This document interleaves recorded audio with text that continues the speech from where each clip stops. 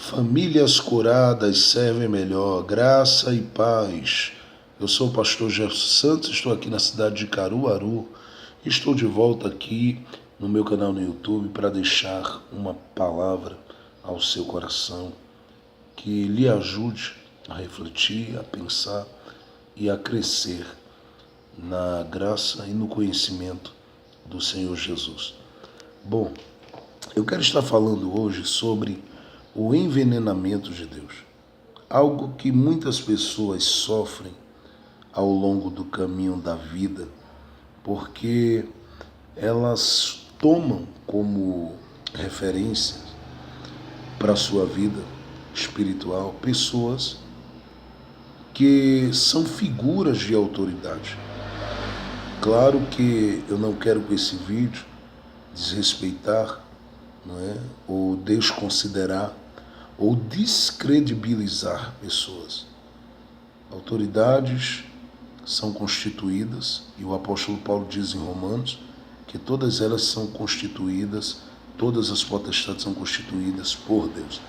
Mas a gente precisa entender que há muita gente que foi envenenada ao longo do caminho da vida. Por quê? Porque a figura de autoridade, ela é a representação maior da figura do ser que rege todo o universo. E não importa se ela apresenta-se como um pai, como uma mãe, como um tio, como uma tia. Não importa se ela apresenta-se como um padre, como um pastor, como um papa, como um pastor presidente, como um bispo, como um arcebispo, como um líder ou como um obreiro. O que importa é que todo cargo, toda posição e toda pessoa que sobre ela foi investida algum tipo de autoridade, ela passa a ser esse exemplo e esse reflexo de Deus. Ou deveria ser essa representação maior da pessoa de Deus. O que na maior parte dos casos não o é. E não é porque o próprio Jesus, fazendo uma leitura, diz em Mateus capítulo de número 23 que tais pessoas, elas colocam sobre os outros um jugo que elas não podem carregar. Então, nós precisamos entender que geralmente a maior parte das causas do envenenamento de Deus, elas vêm alicerçadas em uma figura, e uma figura que exerce autoridade. E essa figura que exerce autoridade, de quando em quando, abusa desta autoridade, e abusando desta autoridade, ela acaba ferindo pessoas, machucando pessoas, maltratando pessoas, deixando marcas para a eternidade na vida de pessoas. E no Evangelho de Marcos, capítulo 3, nós temos a figura de um homem que vivenciou esse tipo de experiência. É claro que ele não chegou no nível de deixar a igreja, mas a gente entende que a maior parte das pessoas que se dizem hoje desigrejadas, a maior parte delas foram machucadas, foram feridas. Por mais que a gente erga algumas bandeiras de, eu não aceito o sistema, não entendo o sistema, não assimilo o sistema, não concordo com o sistema, mas em verdade, a gente traz no nosso coração algumas marcas, algumas feridas, algumas dores e decepções com figuras humanas que erraram, que falharam na sua missão de revelar Deus para cada um de nós.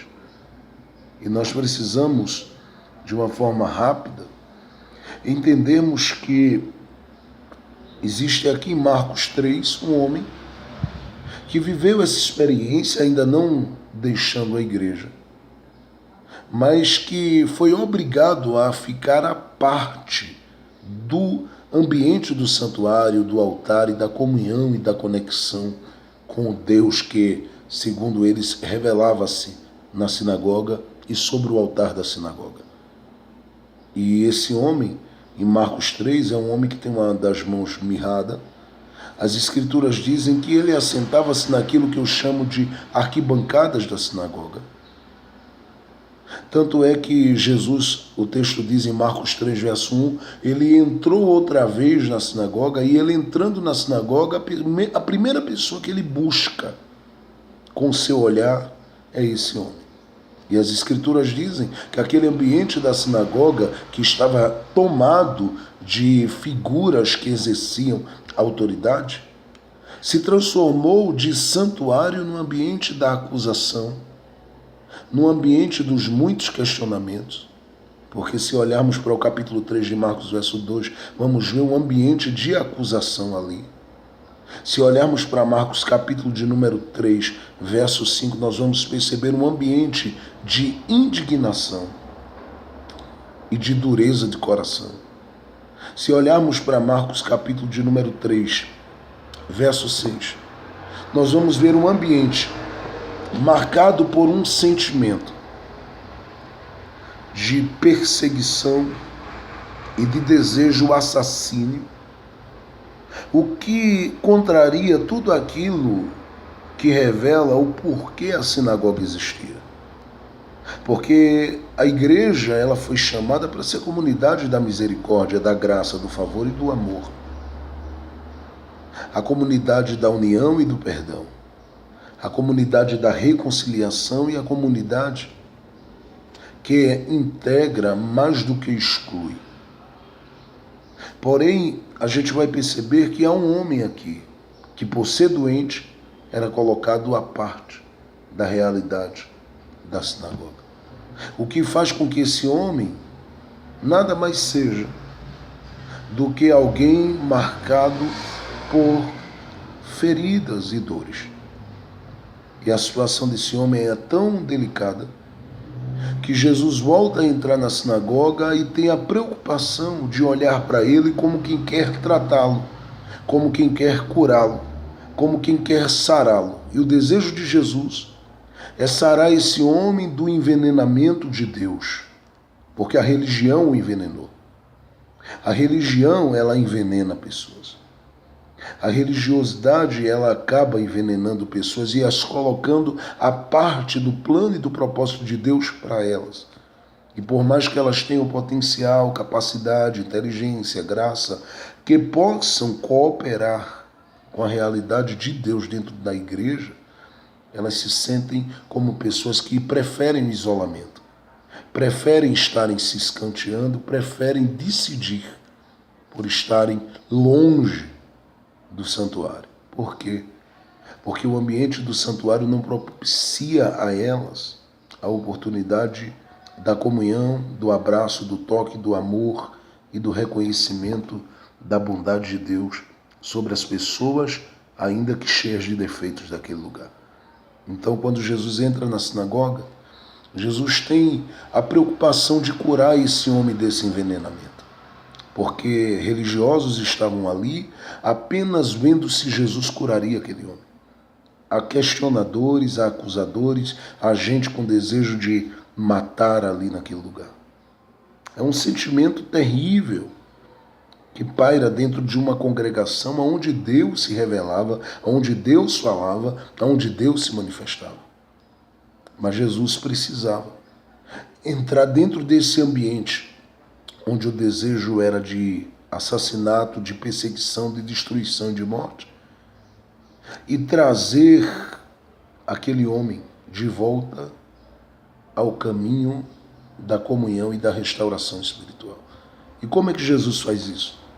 As Escrituras dizem que o Senhor está dentro da sinagoga, é um dia de sábado, ele está vendo aquela religiosidade toda daqueles homens gritando que naquele dia nada pode acontecer de milagre. Observa o homem necessitado e, em primeiro lugar, faz o convite a ele para curá-lo desse envenenamento. No versículo de número 3 de Marcos 3, a Bíblia diz que Jesus deu uma ordem para que esse homem se levantasse.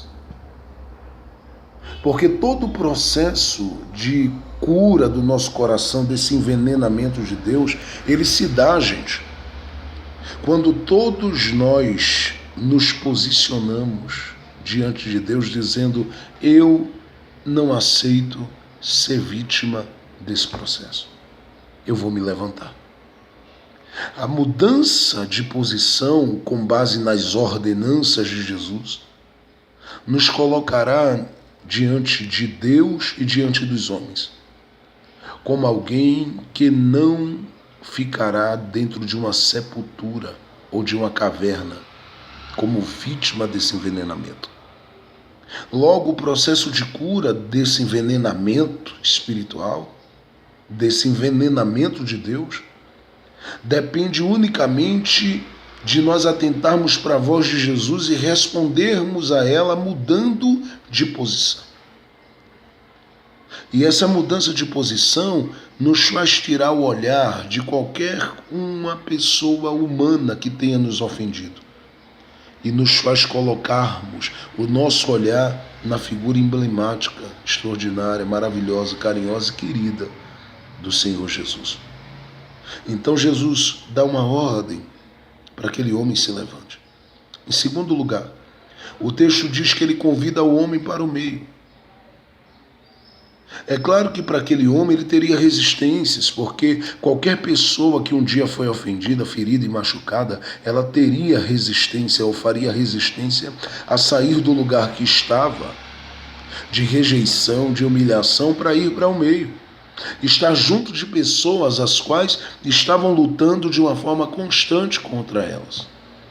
Ou que fizeram de tudo para ela se sentir uma pessoa amargurada, rejeitada, pesada, entristecida, abatida e anulada espiritualmente. Então Jesus convida essa pessoa para o meio, para romper com seus medos, com seus traumas, com suas crises, sejam elas de infância ou adquiridas na adolescência no ambiente da igreja. Ele convida elas para romperem. Ele convida esse homem para romper com seus medos. Esse homem é chamado para o meio. Vir para o meio significa rompa com seus medos, rompa com as suas limitações, rompa com tudo aquilo que está gerando no seu coração esse sentimento de alguém que não tem possibilidade alguma de reagir a esse processo do envenenamento. Sair dessa posição de alguém que está com ódio de tudo, de todos e de Deus, mas se posicionar como alguém que é convidado para essa comunhão intensa com o Senhor Jesus. Então ele diz: levanta-te e vem para o meio. Vem para o meio para que as pessoas saibam que aqueles a quem Deus ama, com o seu amor, Deus pode curá-los e reintegrá-los e restaurá-los e restabelecê-los no lugar da comunhão e da revelação. Por último, o Senhor Jesus diz: estende a tua mão. Por quê? Porque todas as nossas marcas, dores e tristezas, elas estão no nosso corpo. E Paulo disse: eu trago no meu corpo as marcas de Cristo. Todos nós temos as nossas marcas. Mas quando estendemos as mãos, nós as colocamos diante de Deus, dizendo a Ele: eu creio que tu podes me sarar. Você está machucado, ferido, rejeitado. Você já foi pisado ou envergonhado por pessoas que exerciam sobre você autoridade, não importa se na casa, na família, na igreja, no ambiente do trabalho. Eu quero te dar uma palavra. Estende a mão diante de Jesus hoje. Coloca o teu coração diante dele e diga a ele: Senhor, sara as minhas feridas. Porque Jesus nunca te decepcionou nem te decepcionará. Nunca deixou de te acolher ou deixará. Abrace-se com ele. Convide-o para vivenciar uma nova comunhão, uma nova renovação e uma nova revelação do amor de Deus sobre a sua vida. E eu tenho certeza que todos os traumas, dores e angústias serão transformados em prazer, alegria e felicidade no Senhor Jesus. Deus te abençoe.